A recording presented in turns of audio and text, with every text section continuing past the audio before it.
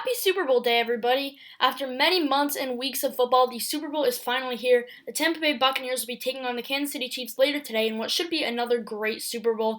I'm picking the Chiefs 34-24 for tonight's game. Make sure to tell me your Super Bowl pick in the comments section down below.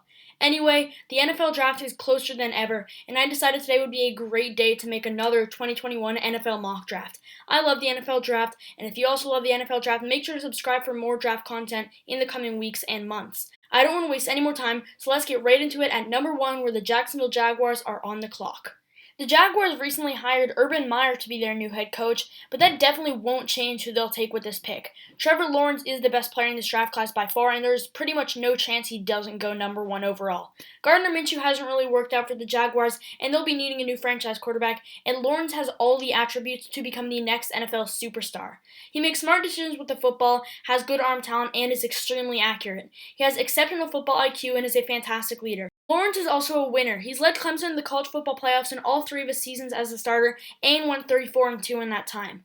Lawrence has been potentially the best player in all of college football for the past 3 years and is one of the best quarterback prospects in a long time. He's going number 1. There's no questions about it. The New York Jets are up at number 2, and a couple months ago it looked like they were almost definitely going to select a quarterback with their first pick, but now it's a bit more interesting. The Jets also recently hired a new head coach. They're bringing in former 49ers defensive coordinator Robert Saleh to be their new leader, and he'll definitely be bringing a different mentality to this team. Most people thought they would move on from Sam Darnold this offseason, but he played better in the last few games of the year, and I think the Jets will opt to keep him and give him another chance. With the opportunity to select anybody except for Lawrence, I think the Jets select Penei Sewell. The Jets don't necessarily need offensive tackle help, but Sewell is way too good to pass up on. Lawrence is definitely the best, but Sewell is another talent that doesn't come along every year. Sewell opted out of this college football season, but he's still going to be in the first 5 picks of the first round, potentially even higher. Sewell has taken 1,376 snaps and has only allowed 1 sack when he did play. He's a great run and pass blocker. He's pretty versatile. He can really do it all. Sewell is an incredible prospect, and pairing him up with Mekhi Becton, the Jets' first-round selection from last year, could make for a very good offensive tackle duo in the future. The Miami Dolphins are on the clock at pick number 3 thanks to a trade with the Texans a bit over a year ago. They are also one of the more interesting picks of the first round. The Dolphins have a lot of really good options here, but potentially their biggest need is wide receiver. If Tua Tagovailoa can really be their franchise quarterback, they'll need to find him some new weapons. Realistically, they have 2 options here, Ja'Marr Chase and Devonta Smith. Both of them are really talented players, but I think they'll select Smith with this pick. Devonta Smith became the first wide receiver to win the Heisman Trophy since 1991 after a stellar season, and he finished his year with an incredible first-half performance against the Ohio State Buckeyes in the College Football National Championship. Smith and Tagovailoa also already have some chemistry with each other, having both played at Alabama for a while. Some people are doubting Smith because of his 6'1", 175-pound frame, but he was good enough this year to be one of the first picks in the draft. Smith is an incredible player, and I think he just makes sense for the Dolphins. The Atlanta Falcons are up at number 4, and they are yet another team who has a new head coach. Arthur Smith is coming over from Tennessee in what I think is one of the better head coaching hires of the offseason.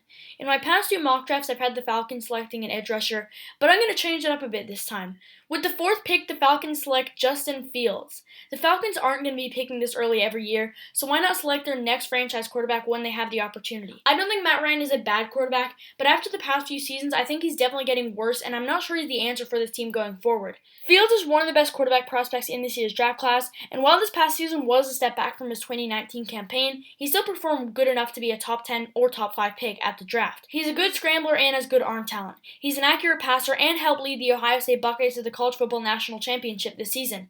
If the draft was able to play out this way, I think Fields probably wouldn't be an immediate starter, but eventually I think he could be a pretty good player for Atlanta.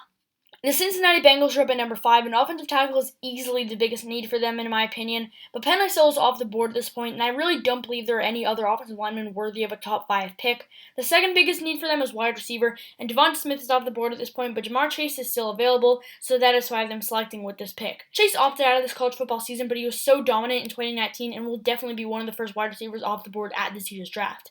Chase obviously also went to LSU with Joe Burrow, and pairing those 2 back up in the NFL could be dangerous. Ja'Marr Chase is a fantastic player, and the Bengals are a fantastic fit. At number 6, we have the Philadelphia Eagles, and as an Eagles fan, this was honestly one of the most difficult picks to predict of the first round. There are a lot of needs for this team, and the Eagles are usually known for making some pretty interesting decisions in the draft.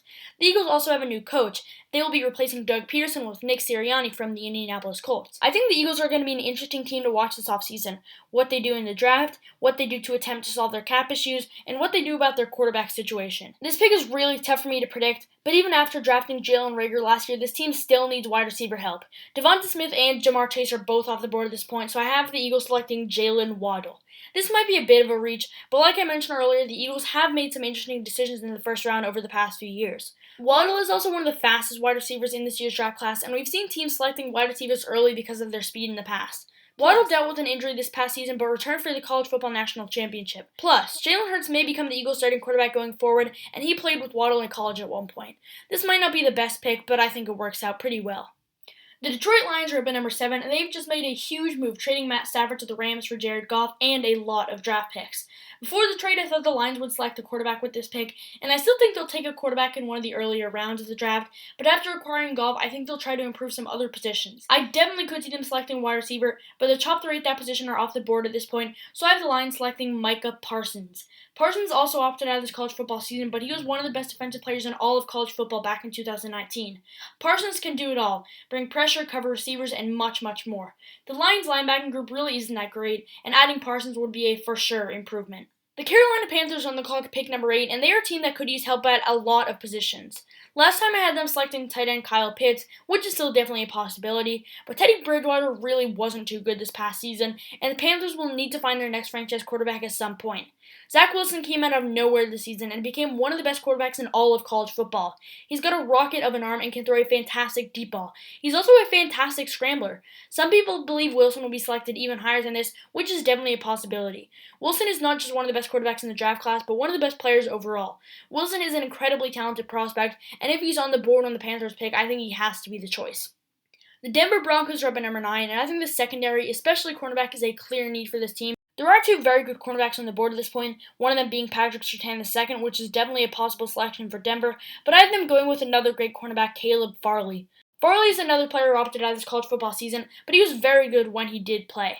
In 2019, Farley had 4 interceptions and 12 pass deflections. The Broncos cornerback group is one of the worst in the league, but it would definitely improve with Farley. The Dallas Cowboys are up at number 10, and they are another team that could use some serious cornerback help. There is a possibility that Dak Prescott leaves this offseason and the Cowboys select a quarterback, but I just don't think so. I think Prescott will stay for at least one more season, and to help out their below-average secondary, the Cowboys select Patrick Surtain II. Surtain is considered by many to be the best cornerback in this year's draft class. After an inconsistent sophomore season, Surtain has been maybe the best cornerback in all of college football this year. He has the ideal height and frame for a cornerback prospect and was college teammates with the Cowboys' second-round draft pick from last season, Trayvon Diggs. I just think this pick makes a lot of sense for Dallas. The New York Giants are on the clock at pick number 11, and their 2020 season was full of ups and downs, which eventually resulted in them missing the playoffs in the final day. There are a few needs they could go with here, such as edge rusher, cornerback, or wide receiver, but I think in this situation they'll go with offensive tackle Alex Leatherwood. I've said it before and I'll say it again. I think Leatherwood is one of the best offensive tackle prospects in this year's draft class. Leatherwood shows great versatility and can play all over the offensive line. The Giants did select Angel Thomas early in the first round last year, but he hasn't been great, and neither has right tackle Cameron Zeitler. Leatherwood is a fantastic prospect in my opinion and could potentially be a solid tackle for the Giants for many years. At number 12 is the San Francisco 49ers, and this season has been full of injuries for them, but they should improve at least a bit next season when most of their players get healthy. Their cornerbacks haven't been great this season, and a lot of the players that have at that position are set to be free agents after the year. That includes Richard Sherman, who will more than likely leave, which means the 49ers will have a big hole to fill on their defense. Patrick Surtain and Caleb Farley are both off the board at this point, but before opting out of the rest of the college football season, J.C. Horn was one of the best cornerbacks at the collegiate level. His coverage skills are easily some of the best in this year's draft class, and he has a great game earlier this season against Auburn. Horn is definitely one of the best cornerbacks in this draft class and would be a very good fit for San Francisco. Next up is the Los Angeles Chargers. I've gone with edge rusher for them in my past 2 mock drafts, and that is definitely still a possibility considering who's on the board, but potentially the best player available right now is Kyle Pitts, and that's who I think the Chargers will select with this pick. The Chargers don't necessarily need tight end right now, but Hunter Henry is set to be a free agent after the year, and why not replace him with an absolutely incredible prospect in Kyle Pitts? Pitts dominated the season, totaling 12 touchdowns in 8 games, which is the best by all tight ends in college football and 3rd best overall. Pitts is incredibly tough to cover, and Justin Herbert throwing to Kyle Pitts next season could be very dangerous for opposing defenses. At At number 14, the Minnesota Vikings are up, and they have a few big needs such as safety, cornerback, and defensive line. All these positions are definitely options, but offensive line is also a big need, so I have them selecting one of the best players available at this point, Rashawn Slater. The Vikings need help at multiple places on the offensive line, and Slater is a player who can really play all over it. He has also shown his ability to perform well against very good defensive linemen, such as his good performance against Chase Young in 2019. Slater is a very talented player with a high ceiling, and I think he would fit well with Minnesota. At number 15, the New England Patriots are on the clock. The Patriots are going to be a very interesting team to watch this offseason due to them missing the playoffs for the first time in over a decade and due to the fact that the quarterback situation is completely up in the air for next season.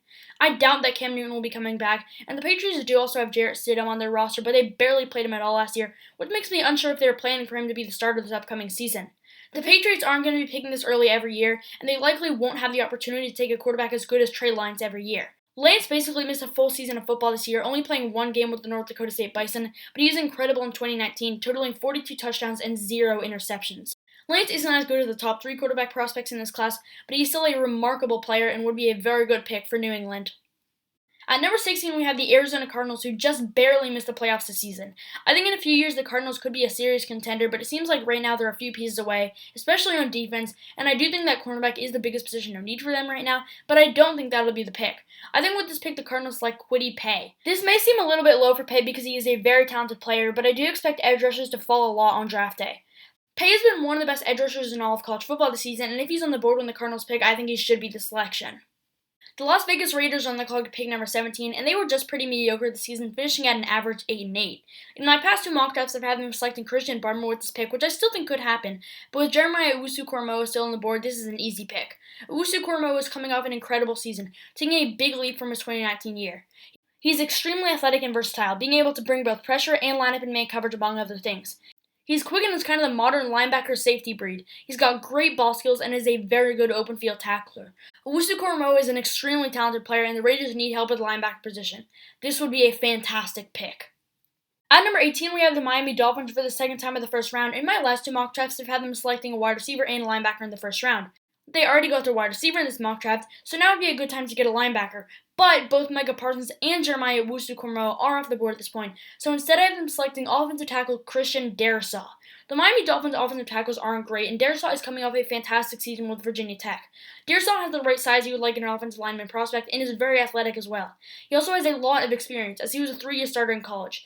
Darrisaw is one of the best offensive tackle prospects in this draft class and would help to improve the Dolphins' offensive line. The Washington football team is up at number 19, who were able to win the NFC East and just about make the playoffs.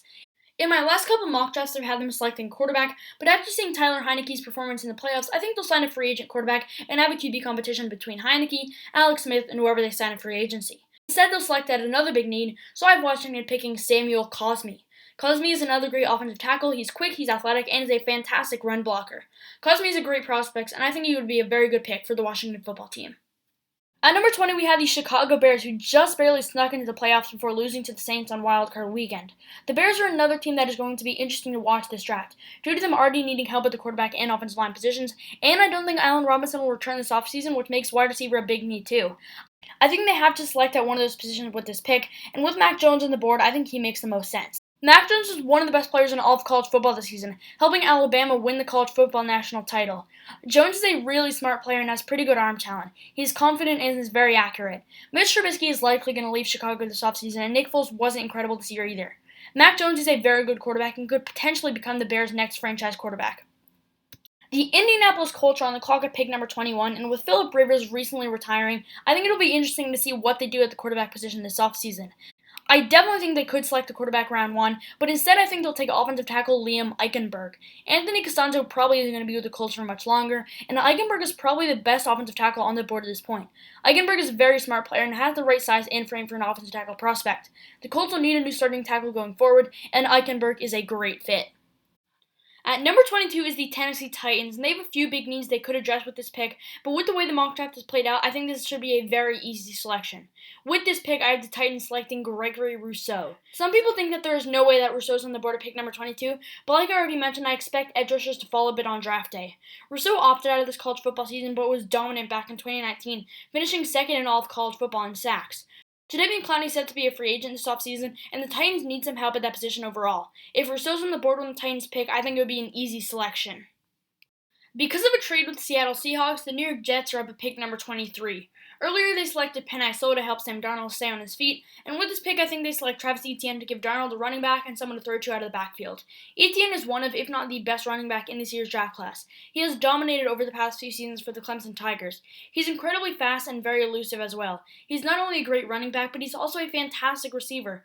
Etienne could have entered the draft last year and been one of the first running backs off the board, but decided to stay and should still be one of the first. The Pittsburgh Steelers are on the clock at pick number 24, and they started off the season incredibly well, but ended it very disappointingly. Alejandro Villanueva is 33 and is set to be a free agent this offseason, and the Steelers are going to need to find a new offensive tackle going forward. I think the Steelers select Jalen Mayfield. Mayfield is another fantastic offensive lineman prospect in this year's draft. He's a great run blocker and a solid pass blocker as well. Mayfield is a very good player and would be a very good fit with Pittsburgh. Next up at number 25 is the Jacksonville Jaguars for the second time in the first round. Last time they got their franchise quarterback, and I think they could find him some protection here by getting an offensive tackle, but in my opinion, all the offensive tackles worthy of a first-round pick are off the board. Another big need is defensive tackle, and the best available at this point is Davian Nixon. Nixon has been a big riser on draft boards this season, and I think there is a good chance he goes round 1. Nixon is athletic and quick for a defensive tackle. He ended the season with 45 tackles and 5.5 sacks. Nixon has had a great season and could be a big help for the Jaguars' defense going forward. At number 26, the Cleveland Browns are up, and they took a huge leap this season when you compare it to what they've done in past years, and the future looks really bright for them. Still, they have a few big needs like edge rusher and cornerback, but one of their biggest is linebacker, and I think they should attempt to fill that hole with Zaven Collins. Zaven Collins has been absolutely incredible for Tulsa this season. Collins has the right size and length for a linebacker. He has great football intelligence and is very versatile, being able to rush the passer, drop into coverage, and much more. Zaven Collins is one of the most dynamic prospects in this year's draft class, and if he was selected by Cleveland, I think there's a good chance he could be a day one starter. At number 27, we have the Baltimore Ravens, who finished the season really well before losing in the divisional round to the Buffalo Bills.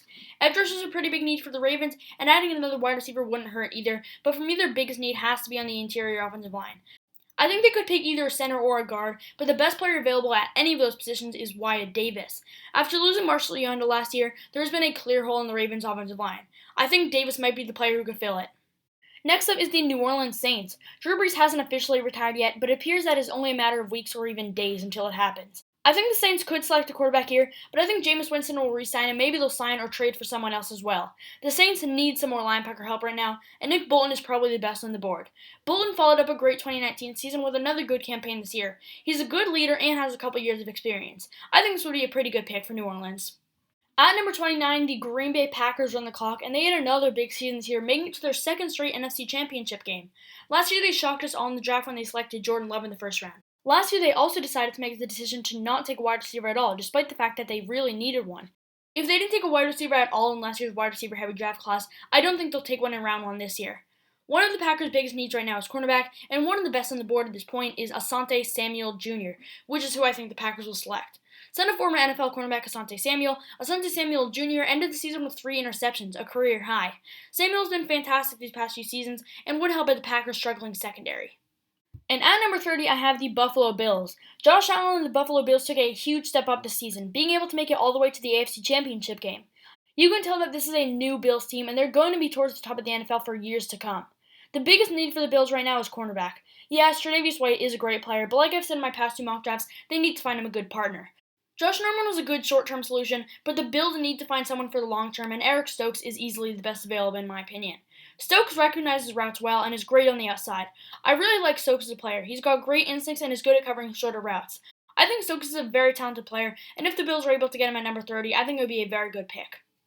At number 31, I have the Tampa Bay Buccaneers. Like I mentioned at the start of the video, I think the Buccaneers will lose tonight, but wow, they really surprised me this postseason. You can really never doubt Tom Brady come playoff time, and he, along with the rest of the Buccaneers, really showed that over the past few weeks. For this pick, I'm going to have the Bucs choosing the same player I have in my past 2 mock drafts, Joseph Ossai. The Bucs have a couple talented edge rushers already, but Jason Pierre-Paul is getting up in age, and I think in today's NFL it doesn't hurt to have 3 good edge rushers. Ossai is one of the best edge rushers in this year's draft class. His primary position is edge, but he can also play linebacker.